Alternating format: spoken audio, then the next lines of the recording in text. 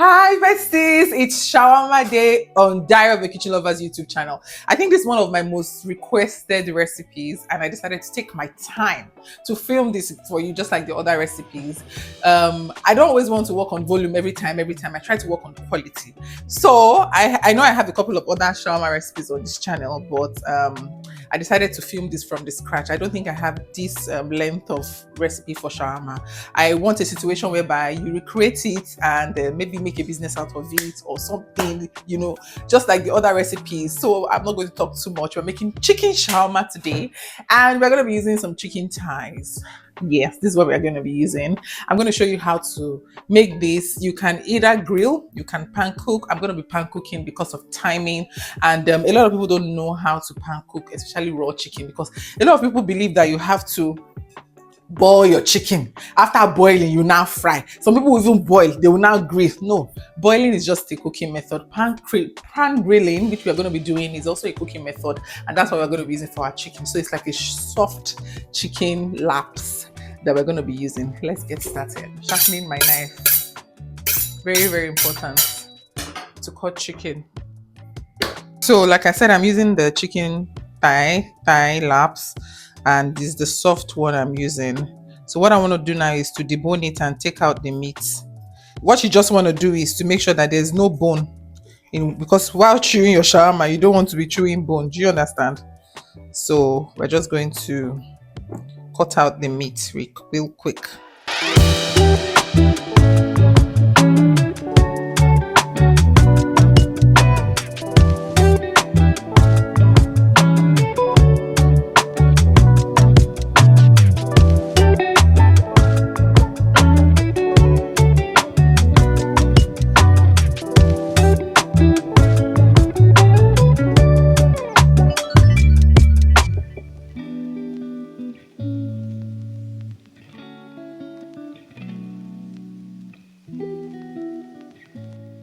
So yeah, what I'm just doing is deboning the chicken, just taking out the flesh from the bone.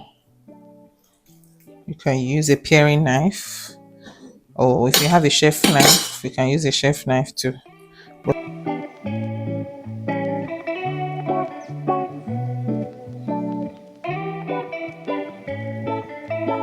Yeah, just debone the chicken, so you have more of the flesh, and now you can cut out to your desired shape, size rather.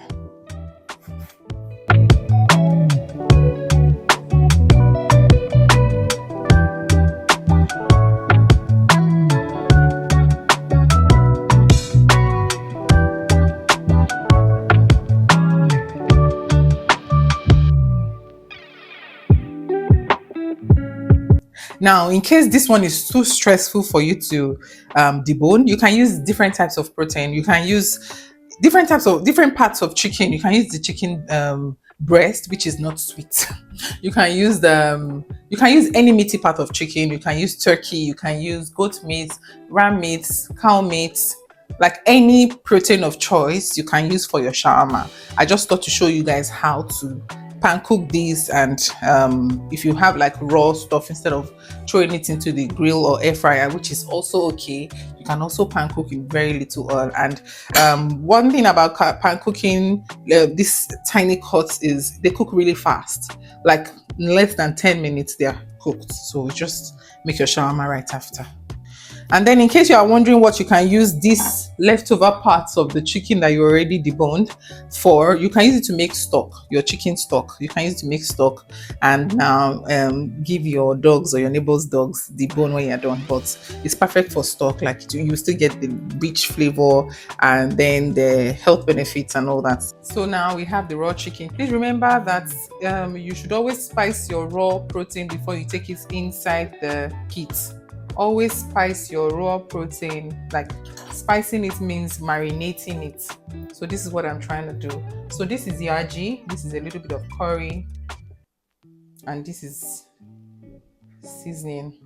So now the Yaji has seasoning, so we're not going to put too much. This is what I'm going to be spicing my chicken with. So now you can leave this to marinate for some time or just throw it into your pan almost immediately. Naturally, chicken has oil on its own. So I'm going to start by just transferring the chicken into my dry pan. I'll move it around and see how much oil comes out. If I need to add some more oil, I'm just going to drizzle it over. Do you understand?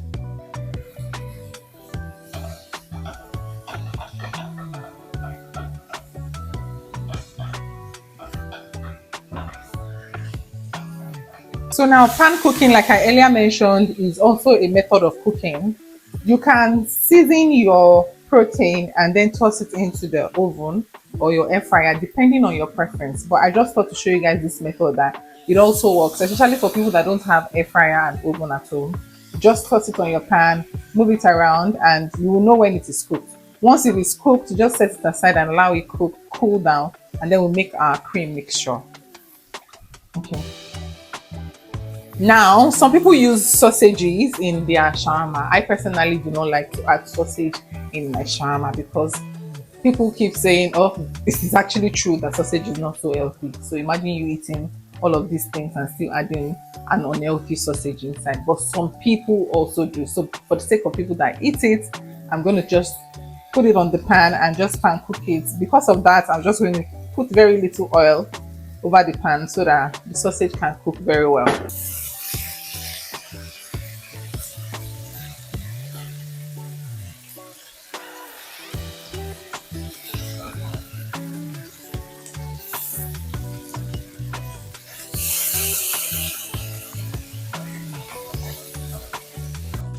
Now that this is ready, you just want to set it aside and allow it cool off, and then go ahead to make your cream mixture. I think the cream mixture is always what stands this shawarma out, and I'm going to show you how I do it real quick. To prepare the cream, you'll be needing mayonnaise. Be very generous with your mayonnaise, okay? Well, depending on the quantity that you're making. Now, you need to add some ketchup. Honestly, the reason why I always add ketchup to mine is because of color. But then again, you can also achieve this color with paprika. I would also add very little paprika. Now, you need to add some honey. Honey is very important. But if you don't have honey, you can add sugar, okay? Evaporated milk, or you can use any type of milk, skimmed milk, any milk that your system tolerates, okay? And then down to my secret ingredient, which is Yaji. That's soya spice. Very important.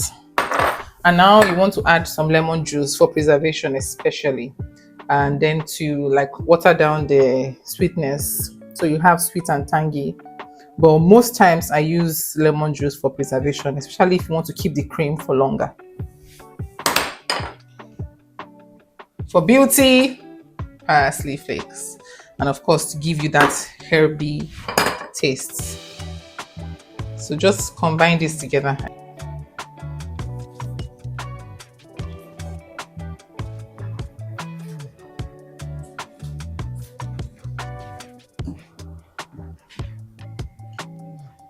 Let's make our shawarma now.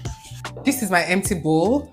For the shawarma, I love to mix all my ingredients in one bowl. This is so that for every bite, you are getting something very juicy. So unlike the one where they just pour the cabbage, they pour the carrots, they put the beef, and then they sprinkle small cream for you. Make enough cream, pour everything inside the bowl, mix it very well, and then transfer it into your shawarma wrap and eat like till the very last bite. Ha! Let's start. So we have cabbage here. Cabbage goes in first. Next is the carrots.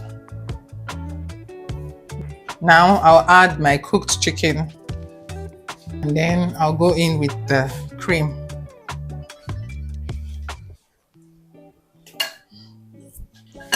Now give this a good mix. So you see that this is the secret to making a very creamy shawarma. Instead of pouring everything one by one and sprinkling cream.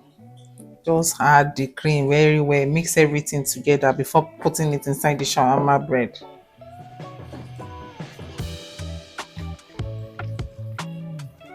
Just make sure that everything is well combined.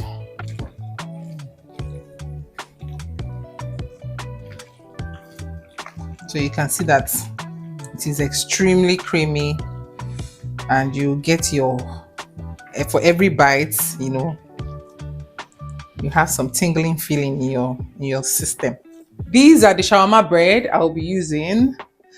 For those that are not in Nigeria, I know that it's always very hard to find this particular naan. You can also use tortilla, just that it won't give you that Niger shawarma stuff, but feeling. But what you can do is make sure you toast it on the pan very well so that it can be crispy and to be close to what this will taste like.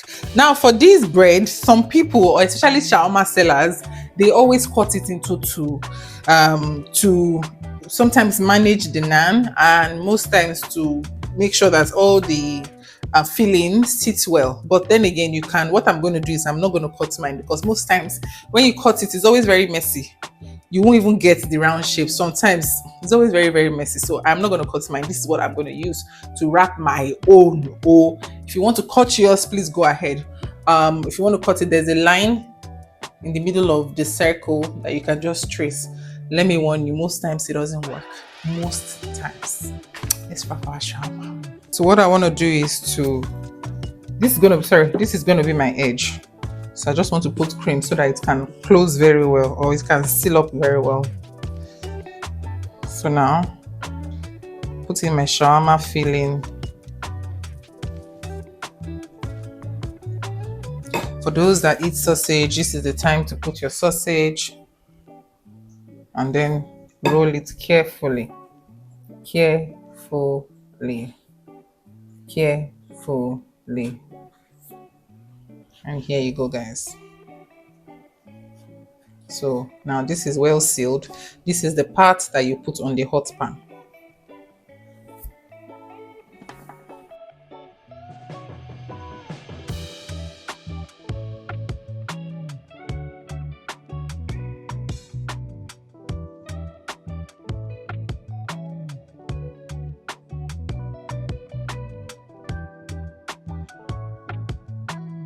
Now you want to place this sealed part on the hot pan or the heating pan so that it cooks first before you flip.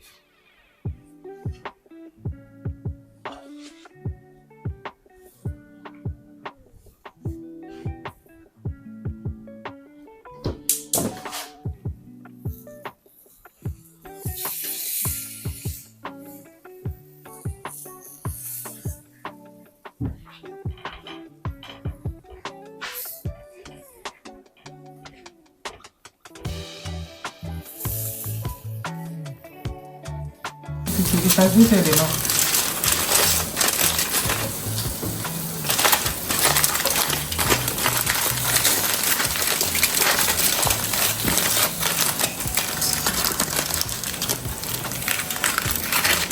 And just like that, shawarma is ready. Shawarma is very easy to prepare so long as you get the technique right and you get your cream mixture right. So I think the difference is always in the cream mixture and the application. So most times people forget to mix the ingredients together, and with that you have a very dry bite for every time you take a bite. But if you try this out, you come back and thank me later. So whether it's a family gathering, whether it's you just treating yourself, or whether it's you have friends over and everything, try and make this recipe for them and you will definitely love it. And please make sure you use Yaji. Okay, bye.